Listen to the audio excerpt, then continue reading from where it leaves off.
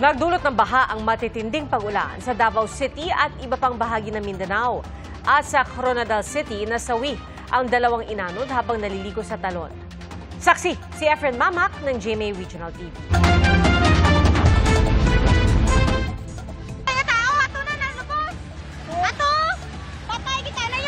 Gumulat sa mga residente ang katawan ng babaeng tinangay ng lumaragasang tubig pasado alas 5 ng hapon nitong Lunes sa Barangay Kakub, Coronadal City.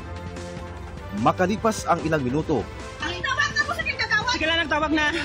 natagpuan ang babae sa ibabang bahagi ng sapa, 2 kilometrong layo mula sa talon. Katawan naman ng lalaki ang nakitang sumabit sa mga kahoy sa sapa, bandang 500 metro ang layo mula sa talon. Pinagtulungan siyang sagipin ng mga residente. Patagilid lang kayo, bang kayo. Patagilid lang.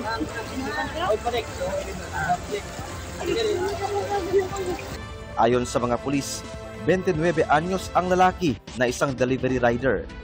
Magkakilala at pareho silang taga-Barangay Paraiso ng babaeng 24 anyos na isang guro. Wala na silang buhay ng matagpuan.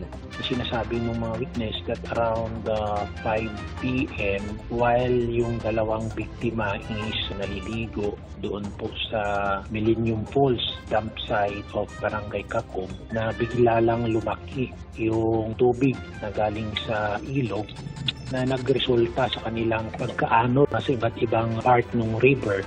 Ang mabilis umanong pagtaas ng tubig ay dulot ng malakas na buhos ng ulan. Punsod din ng matinding ulan, binaha ang ilang kalsada sa Magsaysay, Davao del Sur. Grabe naman eh, kaduhaan naman ko na abtag bahaan eh. Stranded ang ilang motorista. Ayon sa uploader, lampas 1 oras na naghintay bago humupa ang tubig. Nagpabaha rin ang pag-apaw ng Likanan River sa Davao City kaninang umaga. Ang mga stranded na motorista, matagang naghintay sa tabi ng kalsada. Apektado ng mga pagbaha ang Barangay Lasang at Barangay Bunawan. Mahigit 170,000 residente naman ang apektado ng mga pagbaha sa Maguindanao del Sur ayon sa OCD-BARM. Mahigit 800 sa kanila ang nasa evacuation centers.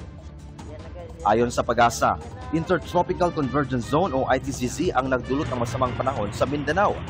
Hindi pa man opisyal na panahon ng tag-ulan, may mga paghahanda na raw ang Office of Civil Defense, kabilang ang pagpapaigting ng ugnayan sa mga local government unit at pagtitiyak na maayos sa mga evacuation center. Patuloy rin daw ang preparasyon para sa pagtatayo ng Ligtas Pinoy Centers o yung mga permanenteng evacuation center para sa iba't ibang sakuna.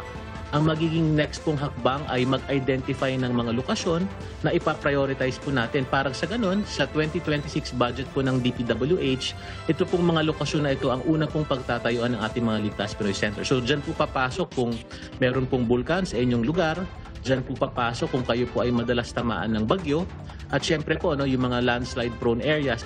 Para sa GMA Integrated News, Efren Mamak ng GMA Regional TV, ang inyong saksi. Mga kapuso, maging una sa saksi. Mag-subscribe sa GMA Integrated News sa YouTube para sa iba't ibang balita.